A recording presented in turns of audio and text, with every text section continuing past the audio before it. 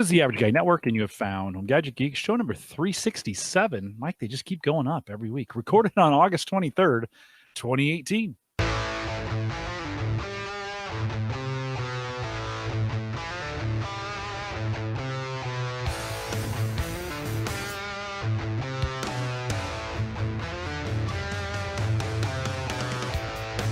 Here on Home Gadget Geeks, we cover all the favorite tech gadgets that find their way into your home. News, reviews, product updates, and conversation, all for the average tech guy.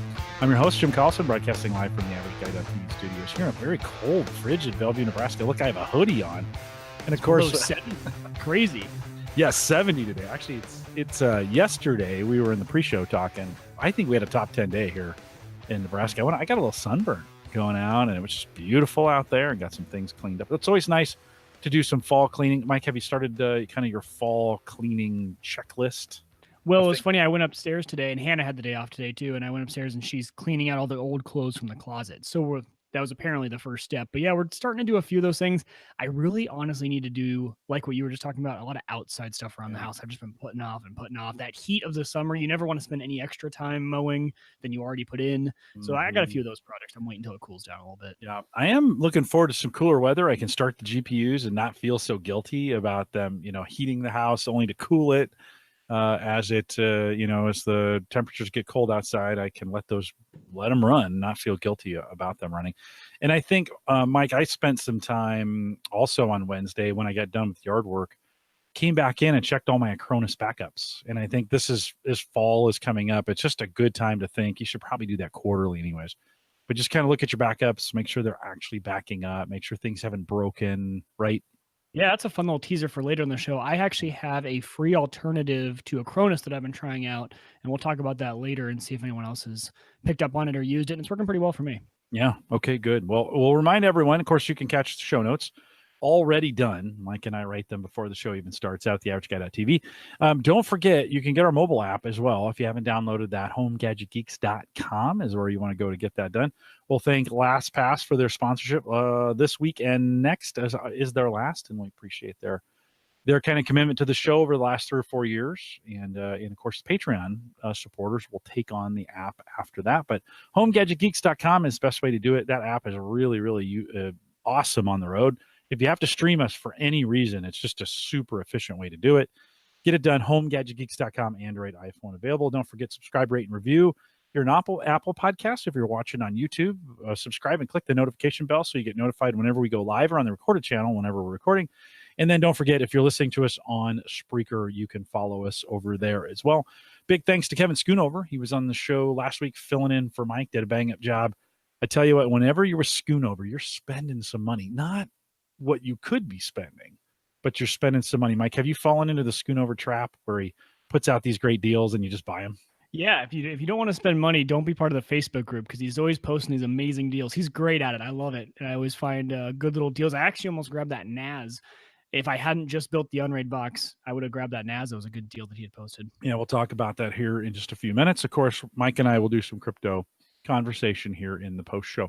Okay, a couple things I want to talk about. One, right out of the Facebook group to get started, Christopher Bridge had posted, and I think this is interesting, Mike, a TechSpot article that analysts say that we're headed for a flash memory price crash coming up first, second, third quarter of 2019. It's kind of looking like when we think about everything that's going on in the flash memory business, they have more flash memory coming out of factories than is being consumed. And of course, that's kind of weird to think. As popular as SSDs have gotten, as popular as some of the other components that use flash memory, it looks like we're going to have an overage of it. And so, believe it or not, just giving you a warning, that may be something you want to start watching ahead of when we think like Black Friday. We talked about that with Kevin last week. Where I think this Black Friday, we may see some real deals because I think the newer drives are going to come in at a lower price point, which means the older drives will be clearanced at even a lower price point. Mike, if you say you jump on and you're looking for something SSD related, is there anything you got your eyes on at the moment or anything you're kind of thinking of like, hey, I'd buy this in a second? Yeah, I'm waiting for a 1 terabyte SSD. Actually, They posted about it a few weeks ago. It was like 149. I'm waiting for those. I think we talked about it to be sub 100. I really would love a 1 terabyte SSD in some of my machines. I actually just grabbed a 500 gig SSD for not too expensive. I think it was maybe $90, 80 bucks for my Unraid box. But then for me, actually, flash memory being cheap has a bigger impact on my SD card purchases. And I've noticed, with all the drone photography I do, I've been buying them for my cameras, for my GoPros, for all my Raspberry Pis. For those, I need the high-end chips, and those have been coming down in price a ton. I'm able to get, you can get a 32 gig, 16 gig, which for me, the way I do my drone flight, actually, I have an SD card case, and I like to use one SD card per shoot, and 32 gigs is usually enough for the quick shoots I do, especially if they're just photo-based. So I like a bunch of small cards instead of, one or two big cards. It eliminates your unnecessary accidental wipe of something. If you wipe a card, you've lost maybe one project instead of 10. So I actually like that. And it's been fantastic because they've been coming down in price so much. So for me, that actually has a bigger impact on my SD card purchases. But yeah, SSDs, I definitely am still interested in. I would love to build out just like a massive all SSD box at some point with a lot of storage. So that once we can get to that point, I think that would be a lot of fun. One of the predictions on this is that we may see SSDs same size, same price competing with spinners. And I could see that too. Cause I mean, in my mind, I'm thinking these things are probably cheaper to produce, right? It's a lot less material. Once they get the process down and once you have economies of scale, once enough people are purchasing SSDs over spinners. Now, I mean, I don't think we'll see like the 12 terabytes and a lot of the ones they're using in data centers. And I know obviously there's still the SSD issue of they don't last as long. They don't have as many read writes as the spinners do. But for a consumer who's willing to put up with that, I agree. I think we could get to that point where you would have an option, right? You can go either way. You know that you got durability, longer lasting, sometimes with the spinners, but you've got the speed of the SSDs. You choose which one is more important to you. They're going to be the same price. Yeah. Well, maybe we would see $40 or $50 1 terabyte drives for, I would love that. for SSDs. But how great would that be? Yeah. So that may be coming. We don't say that for any predictions. It's just one of those things. Christopher, thanks for the heads up on that. Something you should kind of keep your eye on. I would think Black Friday would be the perfect opportunity, and that's not that far away. A couple months away now from that here in the United States. In your local markets, you may just Australia and Canada are going to be a little bit more expensive, but you may just want to start kind of keeping your eye on these deals that are coming out. Mike, I get probably 3 emails a day, one from Slick Deals, one from Newegg, one from insert the other vendor of choice. Yeah, or HP or whatever, right? And it's hard sometimes to keep up to know what price is good and what's not. One, you can join the Facebook group. There's always deals floating around our Facebook group, facebook.com/groups/the average guy. And then or listen to us. We're always talking about the deals here. And so, but you sometimes it's hard to keep track. We talked with Kevin last week. We talked about GPU prices coming back down. I know a lot of people who just kind of given up on GPU pricing and say, I'm not going to do that. It's too expensive. And now we're seeing those GPUs return to almost the pre-crypto kind of spastic ones. And so again, keep your eyes on those. If you're thinking about it, you can still find some really great deals out there. You just kind of have to know when to buy. And I think the prices are changing a lot on all of the computer hardware because I've been noticing. So I follow a lot of tech YouTubers who build a lot of PCs, and they'll usually maybe do once a year, once every other year. Hey, what can $500 get you on a gaming PC? What can $1,000? And they've been doing these videos, I mean, almost once every other month. And they've been talking about how it's crazy because the prices, when you talk about GPUs, memory, all the prices are fluctuating so much. It literally depends month to month what you can get for the certain price if you're building a new PC. I think all the hardware, but it's not just going down. There's really these spikes. And so you got to find like almost a sweet spot and timing to buy before another trend hits and all of a sudden memory is more expensive or the motherboards or whatever it is becomes more expensive. It's kind of fun, actually. It makes a fun time of following the prices for this hardware. I kind of enjoy it. It's like hunting. It is. You're right. It makes it more of a challenge. Yeah. Yeah. No, right on. I have found, I have 5 or 6 PCs down here. And I'm always in some perpetual state of upgrade, just buying what is available at the moment and then distributing those out where I need them, and then waiting for the next thing to kind of happen and the next thing to kind of happen. I got a text from my son today, my number 2 son, and he goes, "You should probably buy some AMD stock." And I was like, why is he saying that? Well, of course, AMD's having some, I mean, Intel's in trouble for sure, and AMD is having some good luck. Now, I don't know if the future is in x86 processing. Let's just be honest going forward. I'm not sure. AMD may be chasing Intel, but that whole market, for the most part, may implode on itself as it appears the world may be going to ARM. It may be where things go for the future. But go ahead. I was going to say the enthusiast side is all about the Threadripper, like that AMD Threadripper CPU. It's just like you never hear an AMD chip being talked about as much, and everyone's going after it. You see all the, like I said, I mean, all the big tech YouTubers, all their new big rig builds, a lot of them are going Threadripper on AMD. Yeah, and that Ryzen has been kind of accepted, right? In this, right? And so Mike Howard in the chat room says AMD stock is already run up. So it's probably too late, by the time I hear about these kinds of things. And didn't necessarily say that so you'd run out by AMD stock. I'm not so sure that's the right way to go. But certainly, I think they're one, if you're, like we were talking about, if we're into those builds, that may be one to look at because it's getting really good reviews. It's getting, like you said, a lot of the enthusiasts are liking it. And I hadn't even heard of it until maybe, I don't know, 3, 4, 5 weeks ago. And all of a sudden it was in the Discord group. Somebody's like, yeah, I really like that Threadripper. And like, what? Yeah. So it was good. It was good for me to look at it. Good for me to kind of kick around what's going on with AMD. Like I said, it'll be really interesting to see if the bottom falls out on the x86 market for what it is. Will we go completely ARM? I was listening to, I think, Windows Weekly, and they were talking about Qualcomm's 1000 chip that's coming out here, I think, sometime next year, and supposed to give like Core i5 dual core performance. And all of a sudden, you're like, really? I mean, at significantly reduced energy, better performance, type deal. So it could be really the next 2 years for processors could be really interesting in where we go. And I think it's a good idea to keep your eye on the ball. I also posted in the Facebook group, Mike, you and I, a couple of years ago, had talked about this car diagnostic tool that you can plug in, right, to it. We messed around with it and we didn't anything twice. And then all of a sudden, and I think it came up on a Facebook ad, but if you got to hum.com,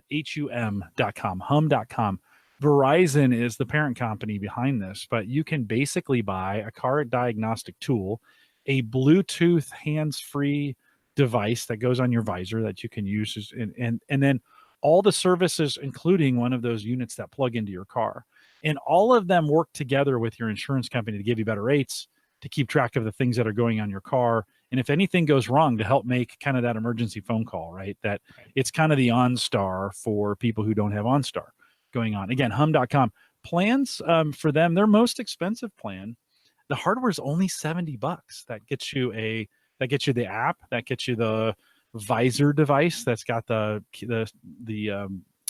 microphone in it, and it gets you that little plug-in that goes in your car for $70, and then $15 a month covers everything you do, data, the calling, the hands-free calling, anything, crash response. You can also, interestingly enough, it creates a Wi-Fi hotspot in your car, 4G LTE Wi-Fi hotspot that supports up to 10 devices in your car, which is pretty interesting. All included in the service plan of $15 a month. I found that kind of interesting, Mike. Not bad at all. I've been kind of into this a lot and just the kind of the car monitoring lately. So I posted, I don't know if you guys talked about it last week while I was out, but I actually just installed a dash cam in my car, and those are becoming extremely affordable. If you don't need all the bells and whistles of GPS and everything. So this one I got was $39. It's perfect. It's 1080p. You just plug it in. So I ran the wire all nice up in my, up in the ceiling down to my USB adapter. It plugs into my cigarette lighter, and it works really well. And I'm just thinking, if I do get in an accident, if it's my fault, likely it's going to be proven it's my fault, but I'd rather have proof on the opposite end if it was someone else's fault. I've already caught some pretty cool things on it, people turning double lanes, and it's a lot of fun to kind of play with. So yeah, I'm going to look at Hum too. There's another one called, I think it's Auto. Same sort of thing, same sort of program that I saw a while ago, and they're kind of leading the charge too. So them and Hum, it might be worth taking a look. Interesting. Their plan right below it. So their second tier, it was ABC, we just covered C. B is $10 a month. $30 gets you the unit that plugs into your car. You can go onto the site, put your car model year in. They'll tell you if they've got one that fits it. And then you get the crash response, which is kind of cool. So 24/7 crash response, pinpoint roadside assistance, vehicle diagnostic, stolen vehicle assistance are kind of the main headlines in there, right? So if your car's stolen, they're probably going to be able to pinpoint it for you, which is kind of cool if you're worried about that. And then they have a basic plan if you just want to give it a try. Just the app is available out there for you. The free Hum app offers features that can enhance your driving experience. It's going to be those speed. It's like a map. It's like using Google Waze, except it's tracked. And then, of course, that can get you, for some insurance companies, that can get you some dollars off your insurance. Mike, does your auto insurance company have any bennies like that or anything? No, but they would give you a discount for something like this. Yeah. I'm using USAA. I need to look into it. It was just one of those interesting things like my car does not do Bluetooth or does not do hands-free very well. Right. And I bought a little Logitech hands-free device, and this microphone on it is the worst. It's the worst. Like, it's awful. It was a $30 device. I don't know what I was expecting, but it's really, really terrible. And I'd love to have it kind of up in the visor where it should be. Right. And I have the same thing. And I mainly used it just to get Bluetooth connectivity to listen to music in my car, because I have an aux port. So I don't know if you use the same thing on the Logitech. It's mainly just to get music into the car, but it has the microphone in it. And I agree. It's terrible. Everyone on one of the lines like, hey, can you switch? I'm getting road noise. I can't even hear you. I just have to switch. No, it's terrible. Sometimes I do voice notes with it, and I can't even understand myself. And it sounds like I'm a million miles away. I literally have to pull the thing off the dash. It's magnetically attached to it. I pull it off the dash, and I have to put it right here and, talk into it like it's this microphone. And you're like, yeah, I'm not sure that's really what I intended to do with this thing. I kind of was hoping it would be a hands-free device in the car. Right. So I don't know. I have to think about this. That $70 plan doesn't look too bad. $15 a month. The last thing I really want to do is pick up another monthly plan. So I kind of need to look in and see the monthly plan. But if it saved me $15 a month on insurance, so I kind of need to look into USAA and kind of say, hey, I've been thinking about this. The interesting thing is it's backed by Verizon, so it's not like it's some Silicon Valley startup that, it's three guys in their garage trying to do this thing where they're like, oh yeah, it'll be great. And you're like, yeah, but nobody knows do you have what Verizon? It is. I don't. I'm a Sprint. I wonder guy. if there's a discount if you already have a plan with them. Yeah, it might be worth checking into. Yeah, I don't know. Well, I found it kind of interesting. We hadn't talked about auto tech in a while. If you're using some kind of auto tech, we'd love to hear from you. Send me an email, jim@theaverageguy.tv.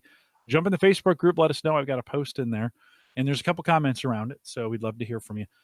Mike, I wasn't getting any new people to the Facebook group, and since we started doing this here on the show, I'm getting a couple a week now. It's pretty cool. So it's a fun group to be in. It's a lot more engaging now than it was before. I totally agree. Right on. Now that we're kind of highlighting these posts from the Facebook group, we'd love to have you chime in. I noticed some new folks join, and they haven't chimed in. We call those lurkers. Don't be a lurker. Be a contributor. Love to have you in the Facebook group. All right, last one from the Facebook group, and I think this link still works. I've been trying not to talk about these things unless the links still work as of showtime, and it doesn't. But this week, just as an example of something you can find, QNAP, and they do this all the time at Woot, right? So the Woot computer deals a 3-bay NAS system from QNAP, the TS328. $199. And so if you've kind of been waiting to get in, I think that was what I was talking about that I almost picked up. Yeah, these are the deals I think that you want to get in on. QNAP is by far kind of the value brand when we think about the various NAS devices that are out there. QNAP's probably on the lower end, Synology probably a little bit on the higher end. Drobo, which actually just was announced, they're going through an acquisition again, so they're being acquired by a bigger company. Posted that link in the Facebook group as well, but QNAP kind of on the bottom end or on the value end, let's say, of it from a price perspective. So you want to stay. We won't talk about this very long. Mike, tell me what about this system made you think maybe I'll pull the trigger on this one? Well, mainly because of low power consumption. So I was going back and forth. I knew that if I was going to build an Unraid box, I was going to repurpose an old board and CPU, and it was going to pull about 60 watts, which is really high for something that's just sitting there being storage. So I was like, well, it's low power consumption. 3 bays is decent. And then, but I was like, well, for $189, I could buy a new case. I could get, another hard drive and then repurpose it. But I Yeah. was on the verge of it, and they're so easy. And what you were mentioning with the apps that do all the auto backup and things like that, they have a good ecosystem of apps already built in that are just easy to use. So if you're someone that doesn't want to have to tinker with it and you don't have to build something new, these are fantastic. I got not that same brand, but I got a Synology one for my parents, and they love it. The apps are easy to use, the storage is there, it just all works. We're super low power consumption, and it works well. Yeah, I think that's where these NAS kind of devices, whether it's Synology or QNAP, fit in the ecosystem is the parents, right? The rents. You can put it in. They're not going to mess with it. You can expose it to the network, create a shortcut on their desktop. There we go. And say, okay, put everything here. And it's going to be backed up. If this light starts blinking, call me. It just they do make great parental backup units if you have parents who are fairly tech savvy but can't save anything other than to their desktop, right? You've seen that, and your parents are that way. So just admit it and get them an NAS. And that's, I think, for $200, and then you probably need, I think, probably, I would think 3 drives. The sweet spot, by the way, on drives, under $100 or 3 terabytes. They're $50 in most cases. 2 and 1 are going to be some variation of 35 or 40. So like it just, but like in that system, so you buy 3, even if you stripe them, you're talking about giving them 4.5 or 5 terabytes of space. Most of the rents don't need that much space. No. So, you're kind of like, what do? You find maybe you've got some 1 terabyte sitting around that you can just throw in there or something like that. So that's the hard part. I think that's the hard part now is loading those things up. The sweet spots are 3 and 8 terabytes. We'll talk about that here in a little bit, but those are this pricing from a price point perspective. Those are the real sweet spots in the space. And of course, I don't know. I have a hard time filling up 2 terabytes for the most part, and I'm saving movies and such. All right. Since we're talking about storage, can't believe you actually did this. You alluded to it 2 weeks ago. You're the fastest guy on the planet to adopt new things. Tell us what you did, Mike Wieger. Well, yeah. So we were talking about crypto, and I was joking that, it might be time for me to hop out of Burst. It, wasn't as profitable as it had been. I didn't have a huge system in the first place. I only had 32 terabytes. So that was why I think it was a little bit easier for me to pull that trigger, because I wasn't making a ton of Burst anyway. I wasn't one of the big dogs. So yeah, I pulled essentially, well, I tested it first. So I kept the system the exact same. I pulled out the 8 terabyte hard drives, kept all my internal ones, and just loaded up UNRAID actually. Threw it on a USB stick, which, by the way, every single install of a USB stick should be like UNRAID. It popped up a little utility. You plugged in the USB and it did it for you. You didn't have to use Rufus or anything like that to create the media. I mean, it was just the whole process, by the way, overarching theme was just easy to get set up. I had it set up in an hour and loved it. So I kept it in the box, did all of that, made sure it all worked. It worked. I liked it. I liked the whole thing. I did the trial. They have a great 30-day free trial. So then I was like, okay, now I can spend. So I sold my 8 terabyte hard drives. I sold all 3 of them. I said, well, there's my upgrade money. And I went out and I bought a rose wheel. If you guys haven't, I mean, for a cheap case, if you guys aren't doing anything big, these rose wheel cases are fantastic. It's a huge server case. This one has 15 bays. It's got 15 drive bays up front. A lot of fans, which I like. Fans right in front, fans in the middle, fans in the back. So it's got 3 rows of fans all along the way, and it sucks air in and pushes it out the back. So a great case for it. Loaded up a few more hard drives, bought an SSD. So I have 2 SSDs in there for a cache, and I built an UNRAID box, and that's in general what it was. So in there right now, I don't have too much storage. I have 2 4 terabyte drives, and one of the biggest drives you put in has to be the parity drive. So one of those 4 terabytes is the parity. And then beyond that, two terabyte drives, one 500 gig SSD and one 120 gig SSD, which both of those go into a cache pool. One interesting thing about UNRAID I didn't know, they have a very unique way of doing a cache pool. So I thought that they were just going to add together. It was going to be my 120 plus my 500 gig. I get 620 of cache, or it would be some weird calculation of like cutting it right in half. But they have this weird calculation where it takes both SSDs, puts them into a pool. So with 620 terabytes, I think I have, or 620 gigabytes, sorry, I have 320 usable in that cache. So it's kind of interesting the way they do the calculation. Okay. Working pretty good for you?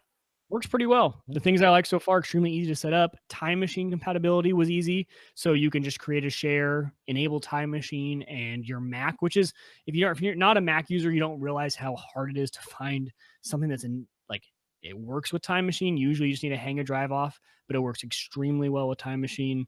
It's super low on RAM requirements. If you're not running any VMs or Dockers, you could probably have 2 gigs in there. I have 4, and it's only using 27% because it doesn't touch the RAM for storage. It only touches that RAM for VMs and Dockers. So you can go really low on there.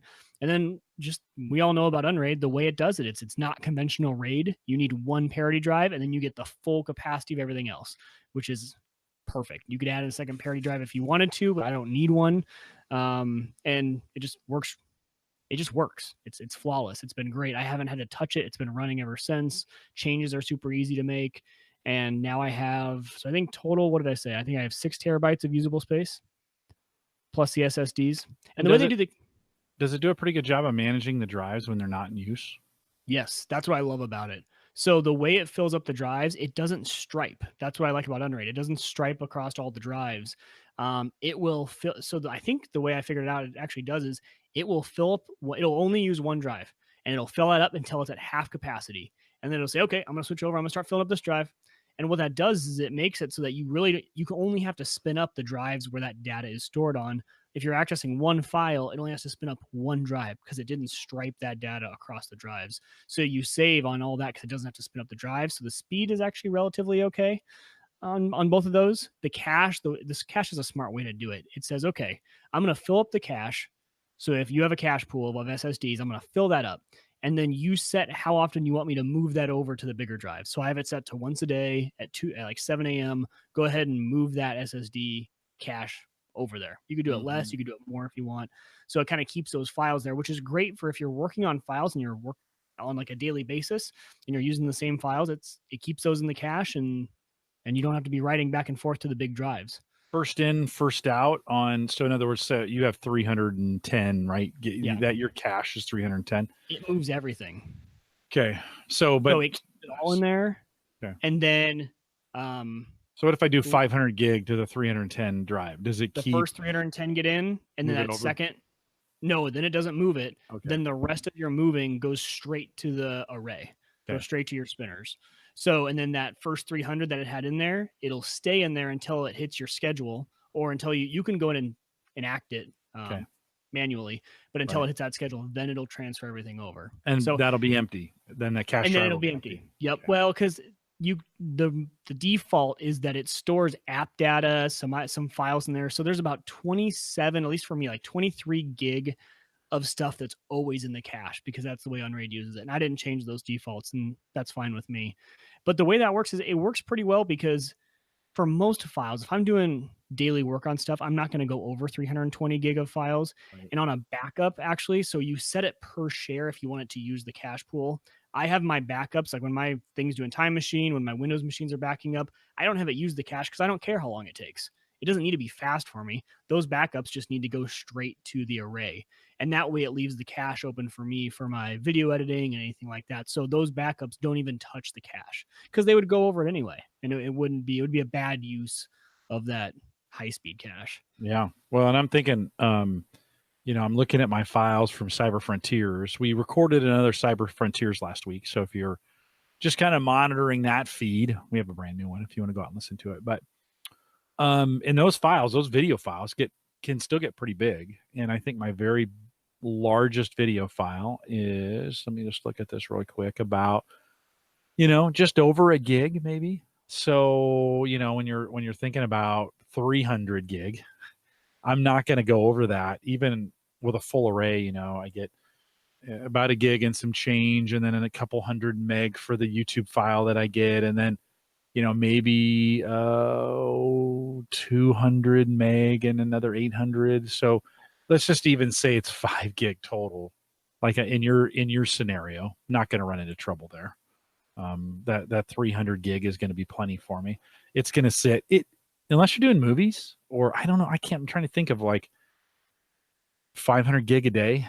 That's a lot. That's a lot of data moving around. So for most people, right, goes cache, sits there, flushes it out for you. Yep. You said once a day. You could do that once an hour. You can, right? You yeah. could do it, and then that cache will stay empty until you start moving more stuff over. Mike Howard says, I sets my drive to high water, which means it will write to the disk with the most free space. Of course, it has to write to the cache at first. I have I have 12 terabytes of podcast files now.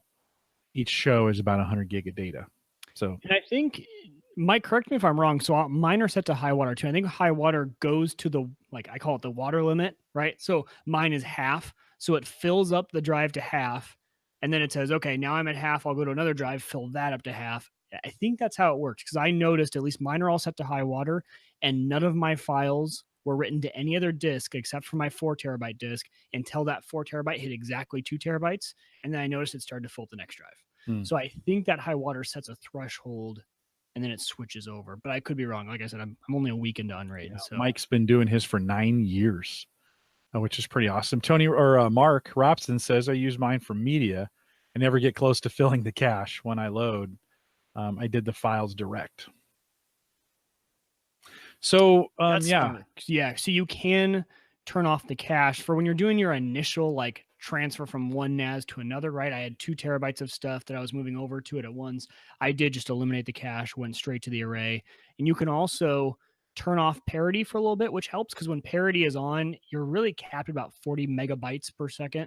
And if you turn off parity, you can get a little more performance on that. So for your initial, right, since you don't care about parity for your initial one because you have the data somewhere else, and then you can turn on parity after that.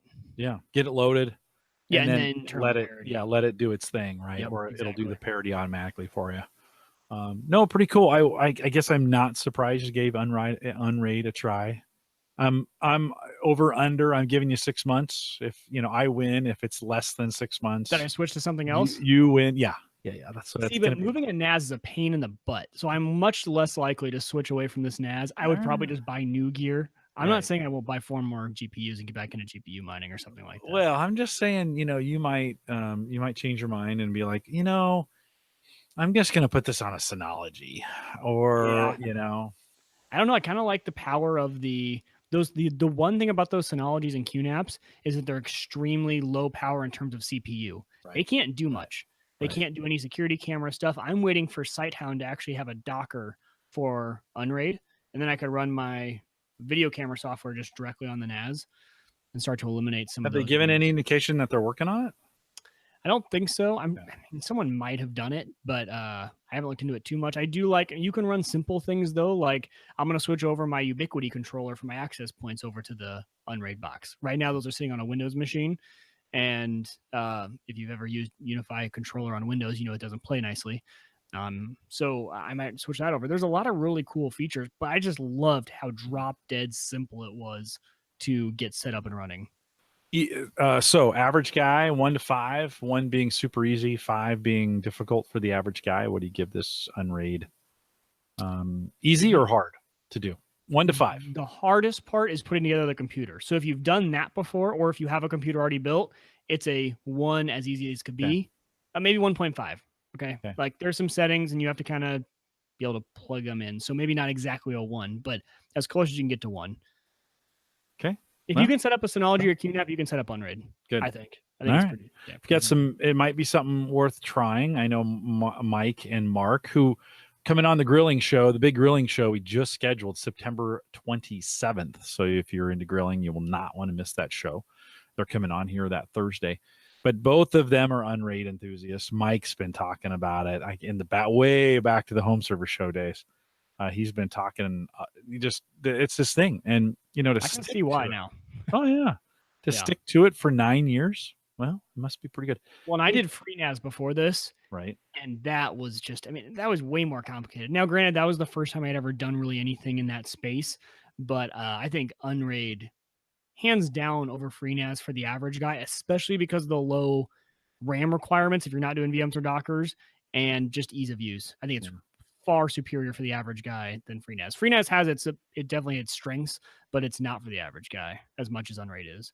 So Cyber Skulls just woke up. He'd been out there earlier, and he woke up and was like, "Hey, wait a minute! You guys have been talking UNRAID," and he has 96 terabytes in his UNRAID box. So yeah, that wins. Boom. There you go. I've got 8. Yeah, my measly 8, which is more than enough for me. I really don't have much.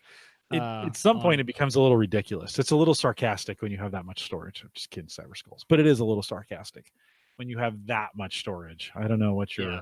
I don't know. Well, but so one last thing I'll mention about that. So someone in the group, and I can't remember who, but I wanted to shout them out. Now I can't remember who suggested it. We were talking about backing up. We talked about this 2 weeks ago. How do you back up your phone and all your camera roll, right? So mine goes to the iCloud. So I have it in the cloud, which is fine, but I wanted local. Someone suggested Plex Camera Uploader, and I had never tried it, mainly because I was worried about, my photo showing up on TV and stuff like that. But if you actually set it up, it is the easiest thing to use ever. And it's extremely smart the way it does it. On iOS, it works perfectly. So when you plug your phone in at night, it'll just do it without even launching the app. You can actually set which libraries, and in Plex, you can have internal users in your account. So that's how I did it. I created a home account, which is what our TV uses, and that can only see our movies and TVs. It can't see the photo libraries. And then my account and Hannah's account have pins on them. So you'd have to plug in the pin in order to see our photo libraries. And that was it was a great suggestion because it's perfect. And now Plex connects to my UNRAID box, and it's flawless. What are you running Plex on? I'm not running Plex on the UNRAID box yet. Right. I'm running it still on my OptiPlex. Yeah. It's a lot easier on Windows. I kind of like it.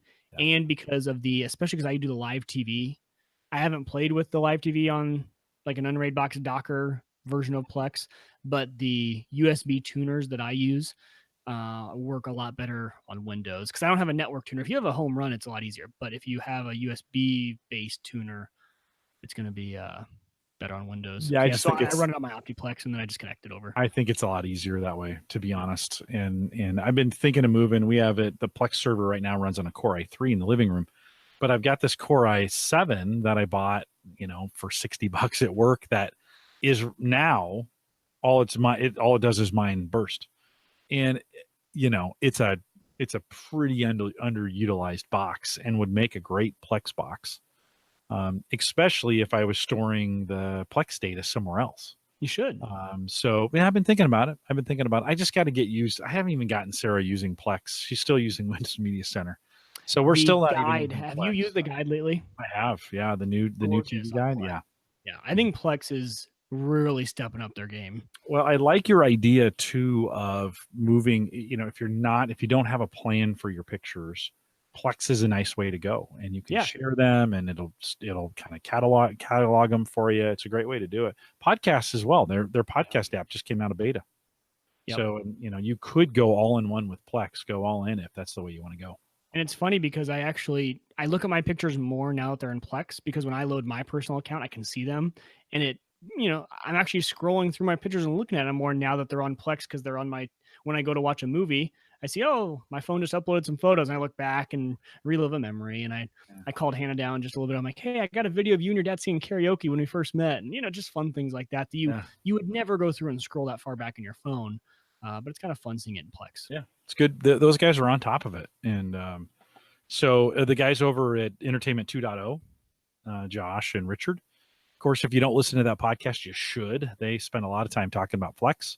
It's been in the news a lot. We allude to it a couple times a year, maybe a little bit more than that, maybe once a month, but it's definitely worth jumping in on right now. Like I have never seen this much movement in a company with this much development, doing so many great things on so many great platforms. Right. Got a Shield, an NVIDIA Shield. That freaking thing works great on that. They just got a software update for that as well. And it's drop dead simple and dynamite.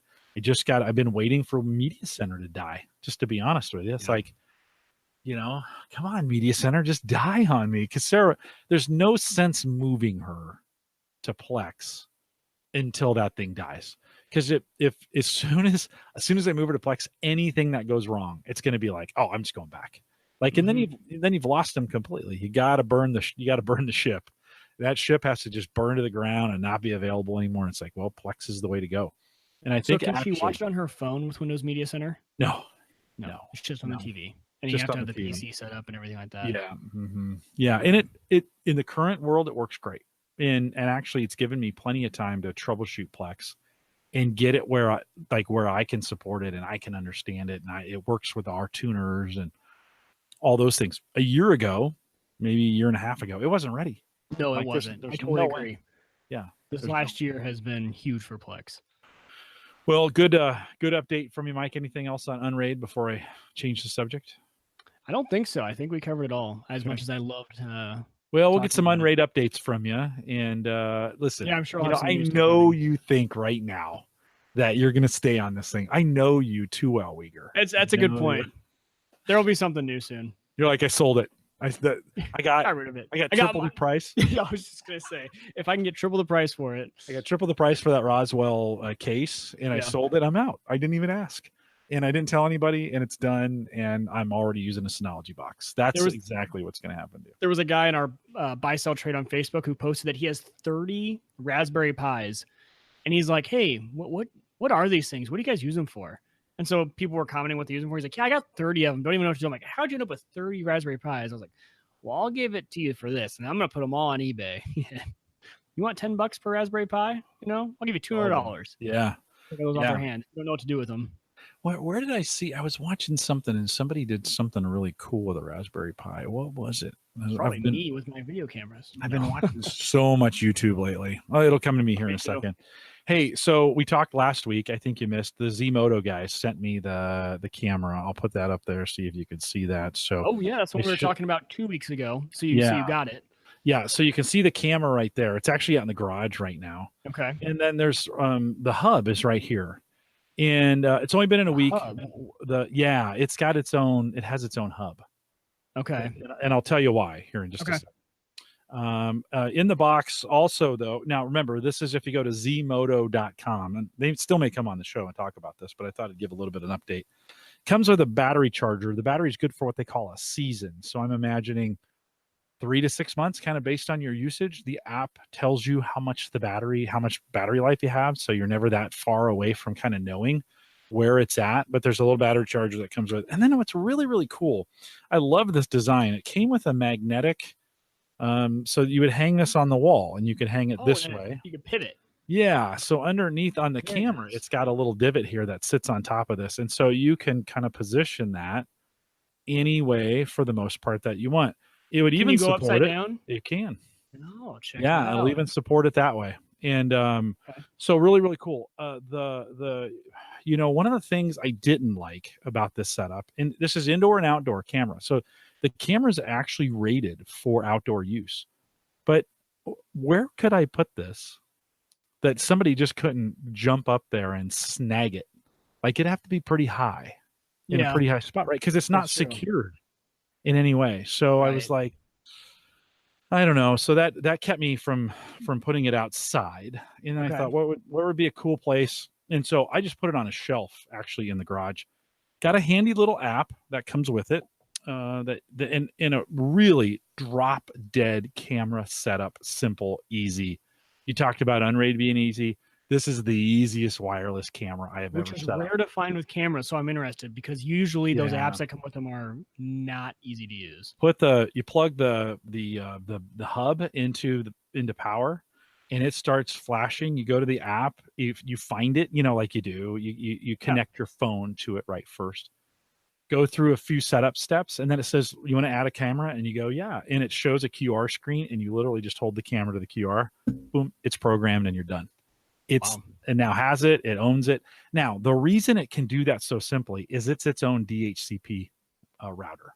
So you turn it on, it creates a network. The box, my Bitdefender box, found it really quick and said, hey, there's another DHCP router near you. This could cause problems on your network, which I found that really interesting. That box found that. I was like, that's interesting. Like, it's monitoring. Yeah. So I wasn't super thrilled about that and not having any control over that IP address. It uses a pretty odd IP address when it fires itself up, but still, if I was still using that on my own network, that would for sure have caused conflicts. My wife had, we had an internet outage.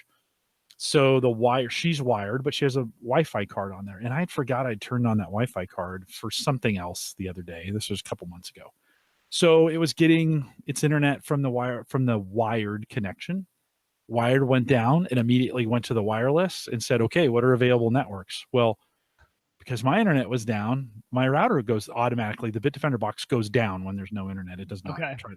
Doesn't broadcast. Doesn't broadcast. This hub stayed up. So what do you think all my wireless things connected to? Oh, did it go over there? So it connected, got an IP address, and it was like, okay, good. Now it had no internet. Right, but it got an IP address. Still connected. So when the internet came back up, it was like, I'm happy. I have an IP address, and I could not figure out why it was not working. I was resetting some things and doing some stuff. So I had to disable the Wi-Fi connection, that Wi-Fi connection on that card, and then it failed over to the Ethernet connection.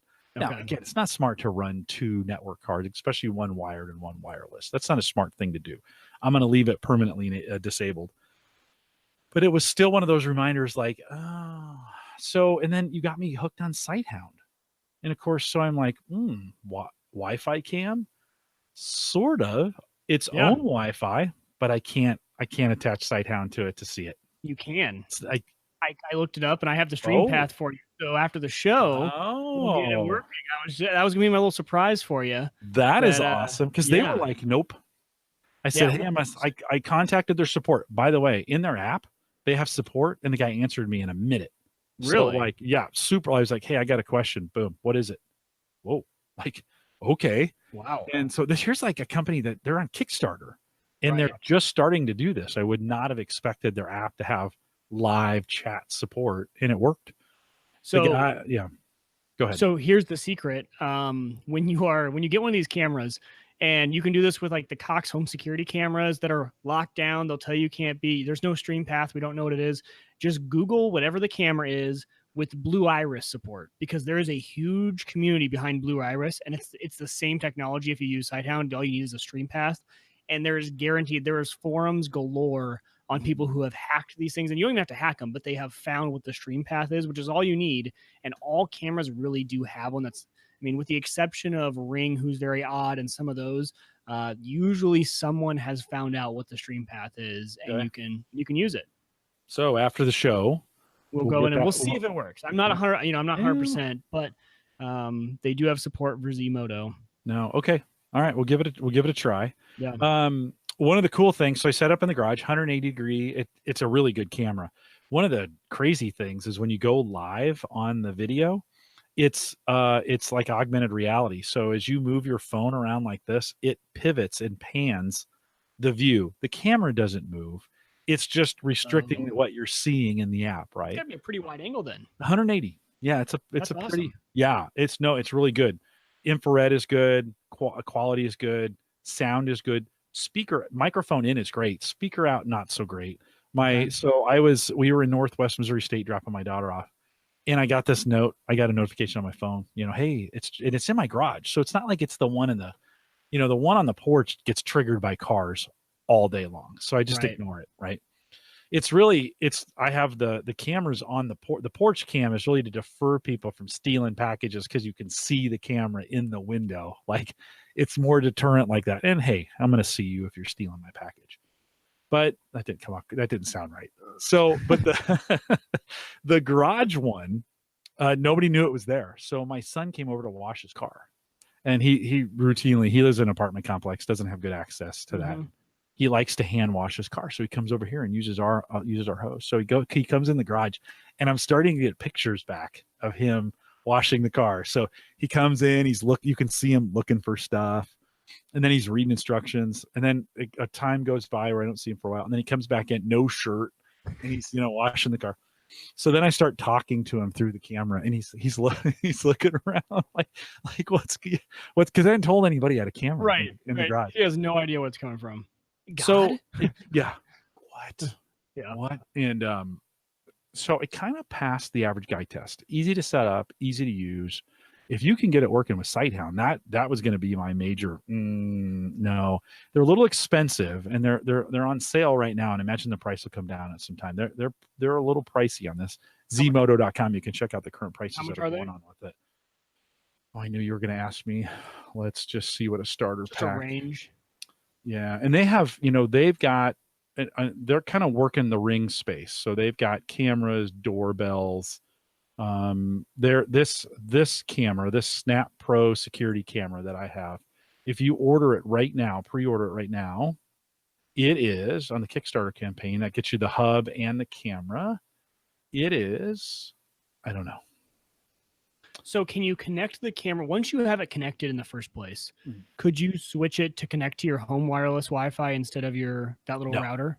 No, it's only Really? Yeah. So I asked him. I said, "Hey, can I turn off DHCP? One, can I turn off DHCP because Bitdefender is complaining about it, and two, can I connect it?" And they're like, "No, this is the beauty of the easy of the setup. It's its own thing." And the reason it's easy is because they control everything in the ecosystem. Gotcha. So no, a one pack, $102 right now for on the Kickstarter campaign. It looks like. Yeah. So if you go to Zmodo.com, click. It's high quality. It says 1080p or 720. Oh, that's a good question. Hold on. I should know that. I didn't even look at the specs. On this 1080p. Yeah. Okay. 1080p in color. It's got night vision. Night vision's pretty good too. That worked out pretty well. Audio both ways. So super, yeah, like I said, super easy to use, simple setup. So I'll be testing it a little bit longer. Wieger, it may show up at your place. Oh. Yeah. I may want to get, then we may have them on after we've gone like that. We've gone through that. I wanted to give it a good. They have one of those pivot devices that you can set on a table, and the camera will pan tilt zoom.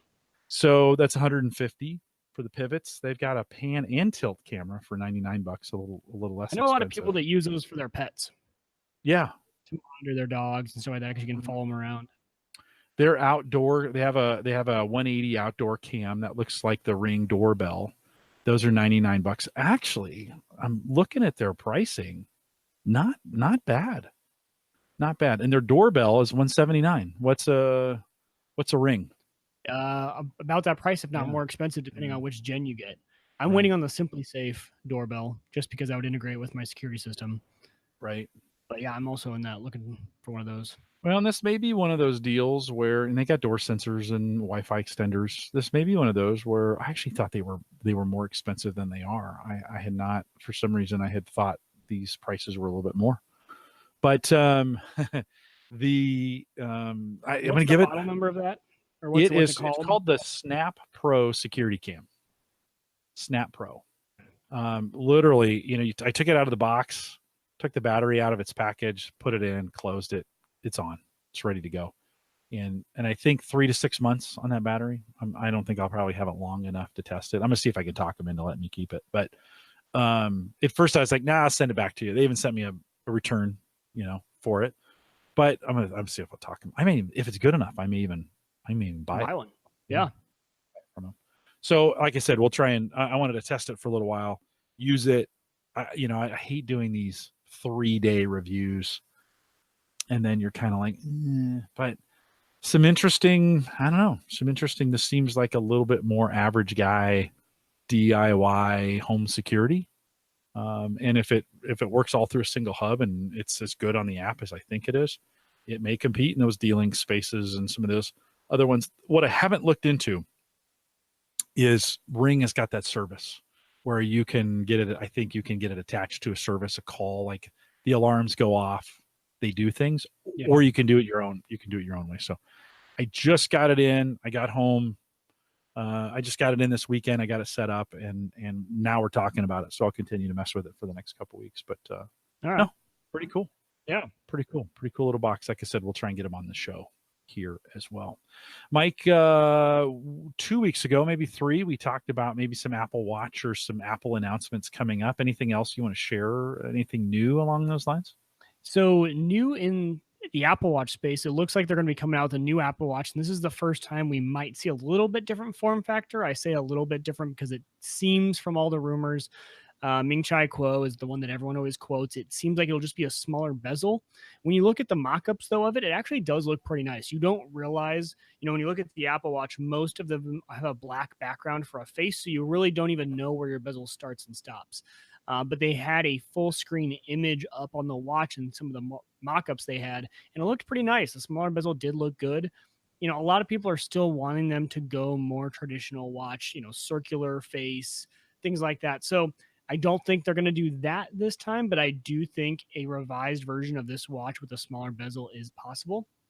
So that's one of the updates there. And then just another small news update. And I don't know the exact update of when this happened. And it's for a small, no one out here is probably this isn't going to affect anyone. But if you use UniFi Ubiquiti access points, which are becoming extremely popular now for everyone, and a Cisco switch or Cisco router, there was always the problem where UniFi switches or UniFi access points, they have a management level. That's how you connect to the controller. That's how you change all the settings.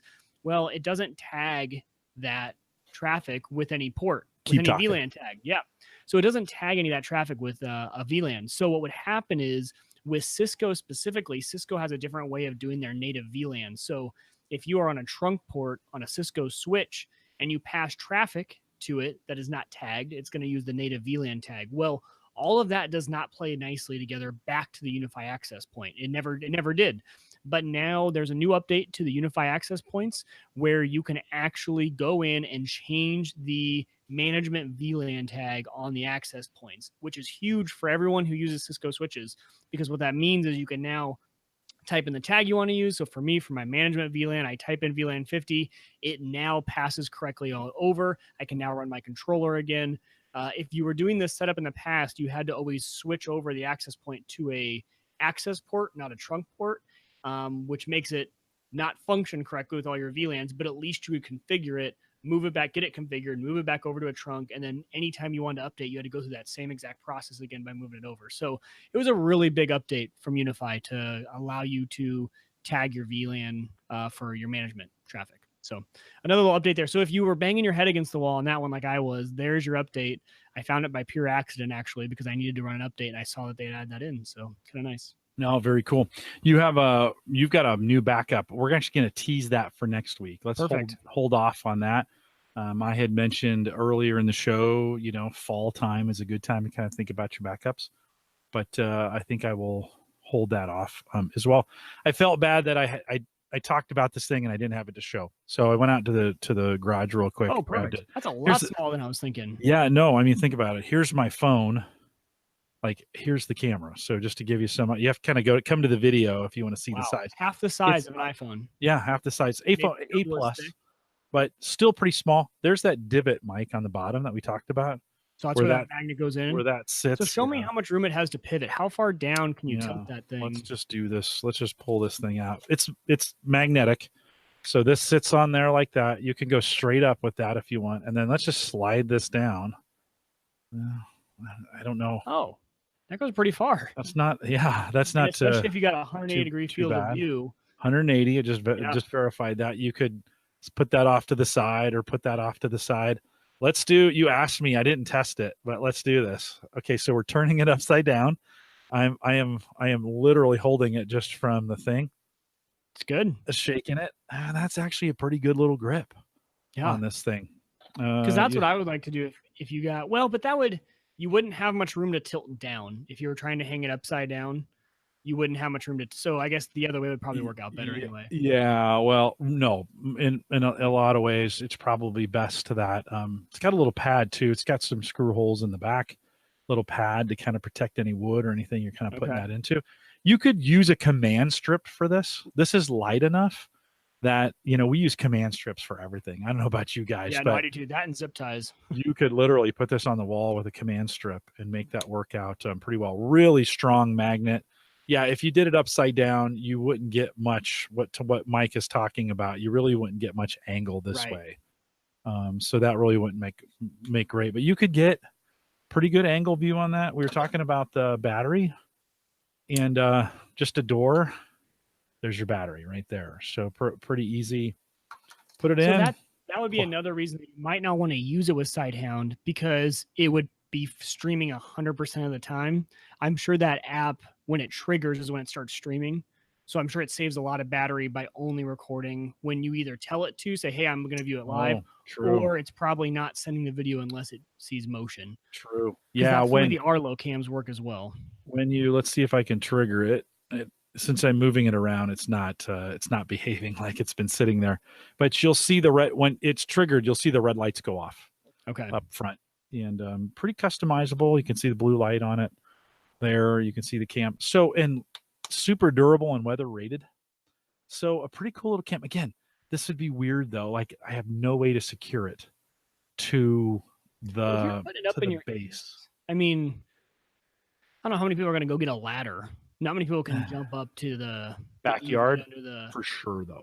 Like backyard, outside, yes. Front door, you're probably, if you're going to do front door and you want to be secure, you're probably using a doorbell, right? You're using exactly. Right? So that's probably the smart. I do have, like I said, I've got an area where a doorbell cam wouldn't get the package, where you couldn't see the package, so it'd be a little bit different. So I don't know. Pretty cool. We'll keep messing around with it and give it some use. So I'll put it on me here. Oh, there goes the red lights. That is interesting though about because a lot of the wireless ones I've seen that have that pivot, the ones that have the pivot for magnet also have a wire to them, so they're tethered. I mean, you could throw a basketball up at that thing, knock it off, and run away with it. Mm-hmm. So yeah, that is interesting. Didn't think of that. Well, it would also be like if there was a spot for a security where you could put a little zip tie in there and then maybe zip tie it to the. Oh, there you go. It's kind of jankety. But you could do it. I mean, You could. We'll have to when we have the guys on. All you need to do is make it a little bit harder for them to do, and then right. Just to kind of think like, And I think the last thing people are going to do is steal a camera because it's recording them. It's already sent the footage, and so you've got this guy, and you get a full video of them getting the ladder. You got a pretty good shot if they've climbed up and they've gotten your camera. That's true. So we'll throw a link in the chat room. If you're wanting to take a look at the Zmodo site, just head out to the post here, theaverageguy.tv/HGG 367. Of course, if you're listening live, that's not live yet, but it will be this weekend, and take a look at it. Pretty well built cam for what they get. It was worth, sometimes you kind of wonder, you're like, what are they going to send me? It's pretty well built. Because there are a lot of really cheap cameras out there now that are not worth anything. Right. But yeah, it seems like it's a good one. Yeah, this may be one I would put in the backyard in a spot that's hard to get, that's pointing at the back door. I would be perfectly content to have it sitting somewhere under an eave where it's hard to see, but you can't get to it. You just can't reach it. You would need a ladder to kind of get to it. So pretty cool. Well, we got through another show. Mike, anything else that we need to cover here? Did we miss anything? I think we're good. I think we nailed it all. I'll talk about backup next week. Yeah, we'll save that backup conversation for next week. We will remind you, Mike and I, stay around. If you're listening live, stay around for a little bit of post show. We'll do some crypto updates and what's kind of going on in that space. If you want to be a supporter of Home Gadget Geeks, and you don't have to listen, I always appreciate the guys and gals that do support the show. Patreon is probably the easiest way to get that done. Head out to theaverageguy.tv/support. And you can go right to the Patreon page. We have a Patreon link right on the page. By the way, I changed a few things. If you haven't noticed, I updated our RSS feed or our subscribe feed. So if you go to theaverageguy.tv/subscribe, you'll see I kind of updated all the latest. It's got Apple Podcasts instead of iTunes. It says Google Podcasts instead of Google Play. The RSS feed is out there. Added Spreaker, Stitcher, iHeartRadio, and TuneIn. So if you're interested, if you haven't figured out, maybe you're listening to this, you're like, how do I subscribe to this thing? We have all the links that you need to subscribe. In the upper section, you can also subscribe to our email list, which I send out. Every week I'm sending deals out. I'm letting you know when we post the show and some of those other kinds of things. So those are available for you as well. Head out to theaverageguy.tv/subscribe if you want to get that done. theaverageguy.tv/Patreon or /support if you want to support the show. Don't forget, you can send us an email. Send me an email, Jim@theaverageguy.tv, or find me on Twitter @JCollison. Mike, what are you on Twitter? Twitter? Twigger? On Twitter, Man, that I am one Wieger beer. Tech. Wieger Tech. Do you talk much on Twitter? I love Twitter. Do you? Yeah, Okay. kind of big on it. Well, it helps when I started this new job, everyone at my work is. So you might see a few work tweets. Okay. But yeah, I love it. On it all the time. Do you Probably the enjoy best way to reach me, actually. Yeah. It It's really is. funny how you kind of fall into Yeah, I those fall into that as the way groups. for the public people who aren't friends. And don't be offended, by the way, if I don't add you on Facebook or accept. I don't add very many people on Facebook. I kind of I let those don't pile either. up, to be honest. I probably have 65 requests in there that, unless it's someone that I just met and I know them really well, I might not add you. But so add me on Twitter.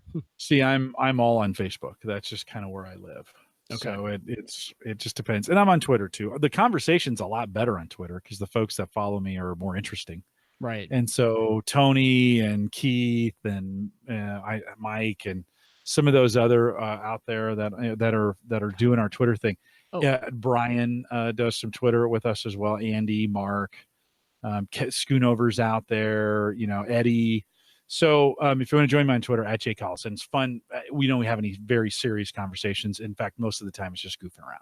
It is. But speaking of Twitter and going back to UNRAID for a second, I threw out there I needed a new name because I always name those machines, and I've used the Vault, and I was like, okay, I need something different than the Vault. So Rennie out there on Twitter came up with Unvault. So that is, and I thought that was pretty creative. Everyone had some creative names. I had a lot of suggestions from people in our community. But Sweet. So it is now the Unvault. Kind of fun. So join us out there on social. Don't forget the AverageGuy.tv platform, both web and media hosting, powered by Maple Grove Partners. It's Christian, and I just had him on Cyber Frontiers. We released that Wednesday, I think, of this week. So if you haven't caught up, head over to the AverageGuy.tv and click on the Cyber Frontiers. It's actually this stream right here. If you're watching the video, you can see I've got our website up right behind me there. And so it's that stream that's right there. Home Gadget Geeks is right next to it. So go out and listen to Cyber Frontiers. Of course, Christian plans start at $10 a month. Yeah, that's it. $10 a month. Get you web and media hosting. He'll do basically anything for you. He's such a great guy. Head out to, if you want to check out the plans, maplegrovepartners.com. I just got a call from an old client who had done some podcasting and then stopped. And they said, hey, we want to get back into this. Is Maple Grove still around? And I'm like, they are indeed. So we'll put a new client on Maple Grove. And Christian, appreciate your sponsorship of the show as well. And then don't forget, download our app. It's the easiest way. We're going into our third or fourth year of the app, homegadgetgeeks.com. Easiest way to get that. We'll thank LastPass for their sponsorship and their faithful sponsorship over the last 3 or 4 years. And they'll be rolling off. And of course, our Patreon subscribers, unless somebody comes to me in the next couple of weeks, if you want your business to advertise here at Home Gadget Geeks, I got a 1-year plan, get you all set up. You sponsored the app. You can put anything in the graphics that you want. That's available for you too as well. By the way, Mike and I would probably even wear a t-shirt if you sent those to us. Ooh, we would. Now it'd have to be appropriate, but you could get your business promoted probably here at the AverageGuy.tv if you just send us shirts. So if you're going to do that, contact me, Jim, at the AverageGuy.tv. I'm a huge fan of shirts, like tech shirts. I'm a big fan of those. Shirts are good. I'm a size large, by the way, for anyone listening. Yeah, so. I'm definitely an extra large. So all right, we can work that out though if you want to send those shirts. We still have some of the cool Average Guy shirts available for you. The link will be in the show notes, and if you want to head out there, they're still available for you on Amazon. We haven't taken that down. If you want to get kind of the last OG, I think this fall I'm going to try and change those over to long sleeve. They're available out there. TheAverageGuy.tv/shirt. Mike, one more update before we go. My chef left for the summer. She's now back in school. My daughter, Samantha, was doing, by the end of the summer, dude, she was literally cooking everything. That is so great. great. Didn't even have to follow the recipe anymore by the end of the year. She'd gotten really good. And HelloFresh was just crushing it for us. I could not believe, I know, look, I have some, you guys are thinking like Jim's making, I make nothing off this, but it's just so good. I have 3 of these cards in my hand that all have plan discounts on them that basically get your first week for free. So, and they send these to me all the time. And I had somebody take me up on the offer. I make nothing off of it. I get a nice pat on the back from HelloFresh, but you can get your first week free. It has changed, Mike. It's so good. Like, we just do things differently now because we've got this big binder of recipes. So you're sticking with it even after she left, huh? Yeah, we just ordered for next week. So I just put in the order, and Sarah was like, let's do 3, $60 for a week worth of meals for the 2 of us. Wow. Could we do that cheaper if we bought it? Sure. Is it a lot? there's a lot of planning that goes. The box shows up on your door. It's in a bag. It has everything you need. It's the right portions. It's delicious. I just don't know why people don't do more of this. And I know there's been some issues with those, but we've been doing this now. How long I've been talking about it? 4 or 5 months? Oh, has it been that long? Yeah, actually, it probably has been by now. Yeah, it's probably been. May. I think we started that back in April, wow, and it's almost September now. It's crazy. I can't find. We call it, by the way, Hella Fresh. That's the name of it. Hella. It's Hella Fresh. Hella Fresh stuff. So send me an email, jim@theaverageguy.tv. I've got a couple coupons I can send to you if you're interested in it. We are live every Thursday, 8 p.m. Central, 9 Eastern, out here at theaverageguy.tv live. We'll talk about some crypto in the post show. I want to thank the guys. A few of you jumping over from Cybermancer and Cyber Schools, jumping over from the Discord group. Good to have you over here. We're going into the crypto post show. With that, we'll say goodbye, everybody.